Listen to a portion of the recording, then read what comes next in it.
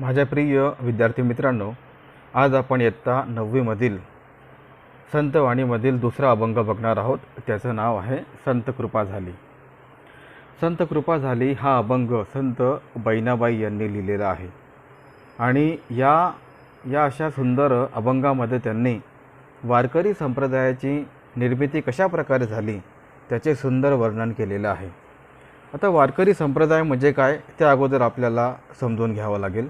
वारकरी संप्रदाय म्हणजे भगवान विठ्ठलाला जे संत मानतात, जो लोग मानते हैं, जो संत और जो लोग मानते हैं भगवान विठ्ठल की पूजा करते हैं, उनको वारकरी संप्रदाय के लोग कहा जाता है और उसी को वारकरी संप्रदाय कहा जाता है.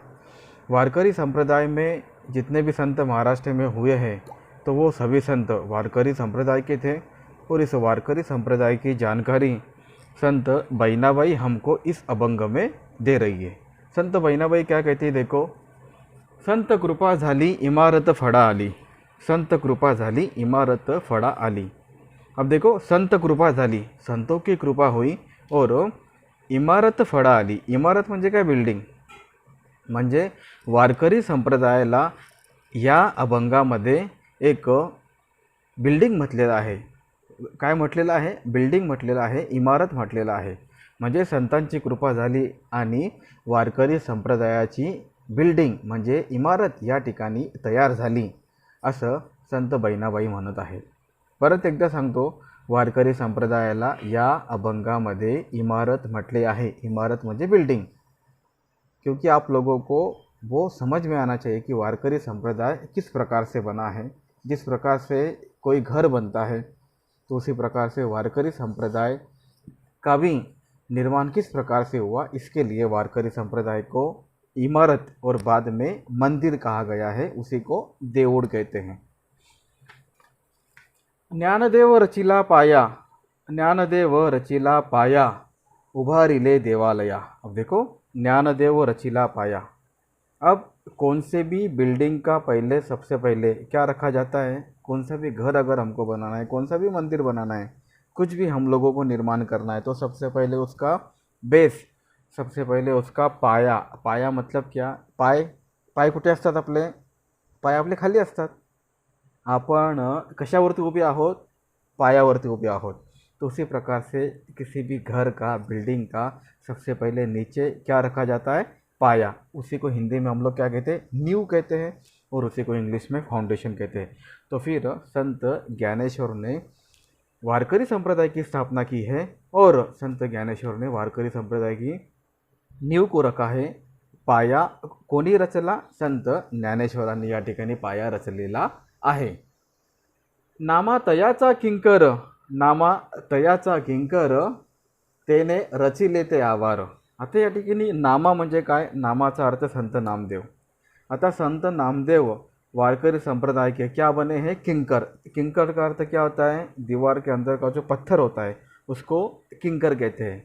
तो फिर संत ज्ञानेश्वर ने पाया मतलब पाया उन्होंने वहाँ पे मतलब बनाया, मतलब नींव वहाँ पे उन्होंने रखी, फाउंडेशन उन्होंने बनाया.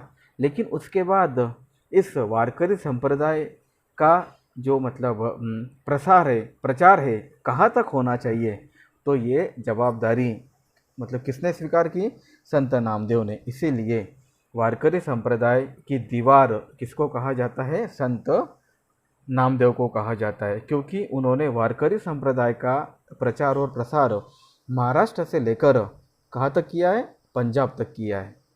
और इसीलिए इस वारकरी संप्रदाय की दीवार किसको कहा जाता है, संत नामदेव को कहा जाता है. फिर आगे क्या बताया है, देखो. जनार्दन एकनाथ खांब दिदला भागवत.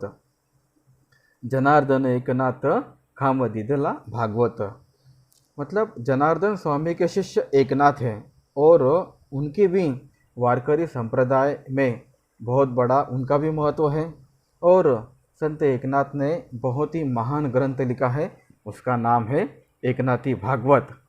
और संत एकनाथ इस वारकरी संप्रदाय के क्या बने हैं, खांब. खांब म्हणजे काय, पिलर. पिलर का अर्थ क्या होता है, मतलब खंबा.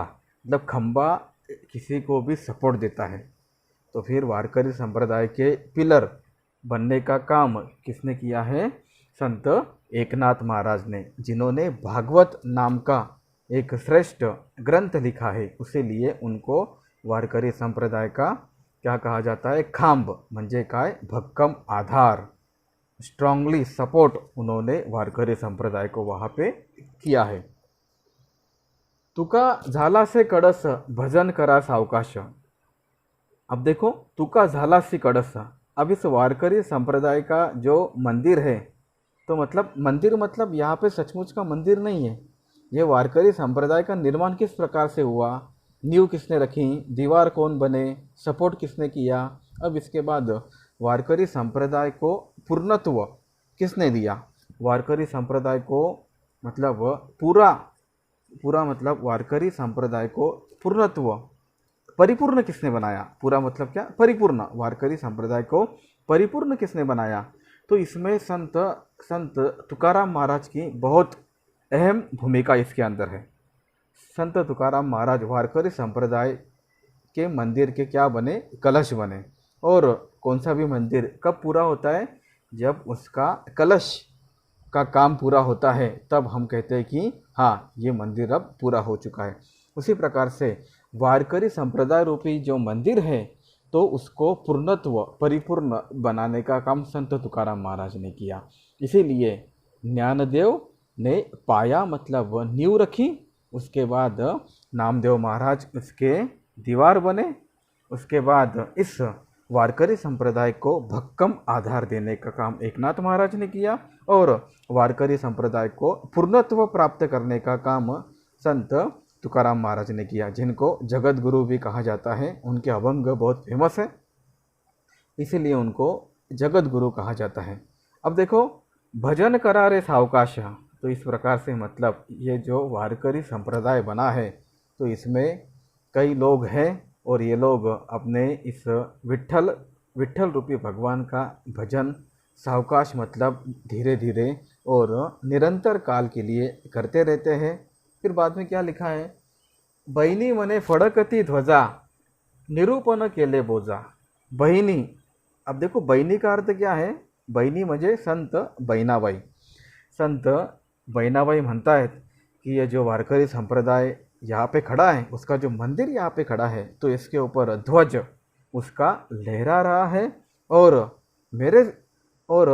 मेरे वाणी में, मेरे शब्दों में मैंने वारकरी संप्रदाय का विवेचन किया है, विवरण किया है, मतलब मैंने स्पष्टीकरण आपको दिया है कि वारकरी संप्रदाय किस प्रकार से बना है, और ये भक्ति भाव से उन्होंने बताया है। ये इस अभंग में हम लोगों ने देखा है। यह अभंग हम लोग यहीं पे ख़त्म करते हैं, और संतवाणी यहाँ पे ख़त्म होती है। Thank you.